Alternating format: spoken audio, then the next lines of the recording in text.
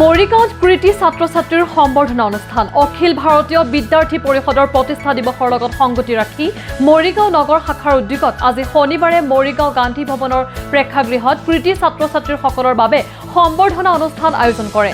অনুষ্ঠানত উপস্থিত থাকে এভিপি নগৰ শাখাৰ সভাপতি সৌৰভ হাজৰিকা, প্ৰাঞ্জল হাজৰিকা, মৰিগাঁও জিলা ক্ৰীড়া সন্থাৰ সম্পাদক জিতু বৰদলৈ, বিষ্ণু ভাগৱতী। উক্ত অনুষ্ঠানত মুখ্য অতিথি হিচাপে উপস্থিত থাকে শ্ৰীমন্ত শংকৰদেৱ সংঘৰ প্ৰধান সম্পাদক বাবুল বৰা।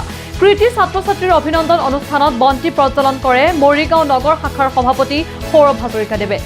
উল্লেখ্য যে অখিল ভাৰতীয় বিদ্যাৰ্থী পৰিষদৰ ফালৰ পৰা বিগত বৰ্ষসমূহতো কৃতি ছাত্ৰ-ছাত্ৰীসকলক সম্বৰ্ধনা জনাই উৎসাহিত কৰি আহিছে, লগতে ৩০০ৰো অধিক লোকক সম্বৰ্ধনা জনায়। মই উপস্থিত আছোঁ আমাৰ গান্ধী ভৱনৰ যিটো সাংস্কৃতিক কেন্দ্ৰ বুলি কোৱা হয় মৰিগাঁও জিলাৰ। গান্ধী ভৱনত বিদ্যাৰ্থী পৰিষদ মৰিগাঁও জিলা সমিতি আৰু সদৰ সমিতিয়ে প্ৰায় ৩০ শতাধিক ছাত্ৰ ছাত্ৰী যিসকল উচ্চতৰ মাধ্যমিক বিদ্যালয় কৃতিত্বৰে উত্তীৰ্ণ হৈছিল সেইসকলক এটা অভিনন্দন এটা অনুষ্ঠান ইয়াত অনুষ্ঠিত কৰিছিলে আৰু এই অনুষ্ঠানত মই মুখ্য অতিথি হিচাপে উপস্থিত আছোঁ। আৰু মই অভিভূত হৈছোঁ যে যিসকল ছাত্ৰ ছাত্ৰীক ইয়ালৈ আমন্ত্ৰণ জনাইছিল মৰিগাঁও জিলাখনত এতিয়ালৈকে যিখিনি কৃতিত্বৰে যিসকলে উত্তীৰ্ণ হৈছে সেই ছাত্ৰ ছাত্ৰীসকলক ইয়ালৈ আমন্ত্ৰণ জনাইছিল আৰু অভিভাৱকসকলো ইয়ালৈ আহিছে। আৰু ছাত্ৰ ছাত্ৰীৰ উদ্দেশ্যি খন্তেক সময়ৰ আগতে মই নিজৰ বক্তব্যটো মই কথাটো কৈছোঁ যে আমাৰ দেশৰ ভৱিষ্যত সুনাগৰিক গঢ়ি তুলিবৰ কাৰণে আমাৰ ছাত্ৰ ছাত্ৰীসকলে কেৱল নম্বৰৰ পিছত দৌৰিলেই সকলোবিলাক শেষ নহ'ব। শিক্ষাটো দুই ধৰণে আমি যদি ব্যৱহাৰ কৰোঁ, যে তাৰ প্ৰকৃত শিক্ষা আৰু সংকীৰ্ণ শিক্ষা। সংকীৰ্ণ শিক্ষা মই এটা চাকৰিৰ কাৰণে মই শিক্ষাটো লোৱা নাই, কেৱল চাকৰি যিটো জব অৰিয়েণ্টেড যিটো শিক্ষা, এই শিক্ষাটো সংকীৰ্ণ শিক্ষা। আৰু যি শিক্ষাৰ মাজেৰে মই জগত পঢ়াব পাৰোঁ, মোৰ শিক্ষাৰ জৰিয়তে যাতে অন্ধৰ লাখুটি হ'ব পাৰোঁ, তেনে শিক্ষাইহে আচলতে প্ৰকৃত শিক্ষা। মই ছাত্ৰ ছাত্ৰীসকলক কৈছোঁ যে আমাৰ এটা ডাঙৰ চাকৰি লোৱাটো, এটা ডাঙৰ বিষয়ববীয়া হোৱাটোৱে, এজন বিষয়া হোৱাটোৱে আমাৰ শেষ লক্ষ্য নহয়।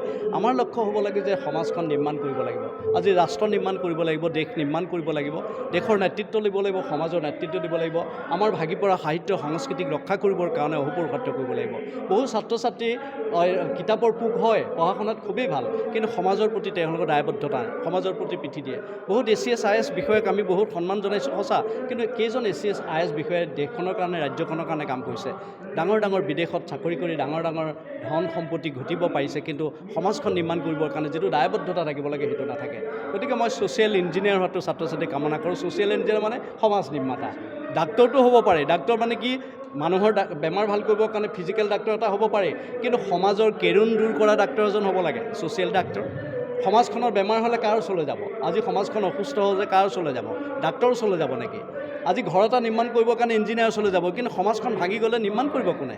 এই সমাজ ভাগি যোৱা সমাজখন নিৰ্মাণ কৰিবৰ কাৰণে উঠি অহা প্ৰজন্মই আমাৰ লক্ষ্য হোৱা দৰকাৰ। আৰু সেইকাৰণে বিদ্যাৰ্থী পৰিষদে যি কাৰ্যসূচী ইয়াত ৰূপায়ণ কৰিলে, মই তেখেতসকলক ধন্যবাদ জনাইছোঁ, জিলা সমিতিখনক আৰু সদৰ সমিতিক, যে তেখেতসকলে এটা সুন্দৰ ব্যৱস্থাপনাৰে আজি মই দেখিছোঁ যে ৩০০মান ছাত্ৰ ছাত্ৰী আহিব বুলি সম্ভাৱনা আছিল, কিন্তু এতিয়া ৪০০ ওপৰৰ ছাত্ৰ ছাত্ৰী ইয়াত আহি উপস্থিত হৈছে। নতুনকৈ আকৌ চাৰ্টিফিকেট তেখেতসকলে সাজু কৰিবলগীয়া হৈছে। যি কি নহওক, মই বিদ্যাৰ্থী পৰিষদলৈ ধন্যবাদ আৰু কৃতজ্ঞতা জনাইছোঁ। আৰু আপোনালোকৰ জৰিয়তে যে আমাৰ এই শিক্ষাৰে শিক্ষিত হ'বৰ কাৰণে মই ছাত্ৰ ছাত্ৰীসকলক আহ্বান জনাইছোঁ যে আপোনালোকে মানুহ হওক, কেৱল ডাক্তৰ হোৱা, ইঞ্জিনিয়াৰ হোৱা কথা সপোন পাহৰি যাওক। ধন্যবাদ। মৰিগাঁৱৰ পৰা ৰাহুল ডেকাৰ ৰিপৰ্ট, নিউজ আছামিজ।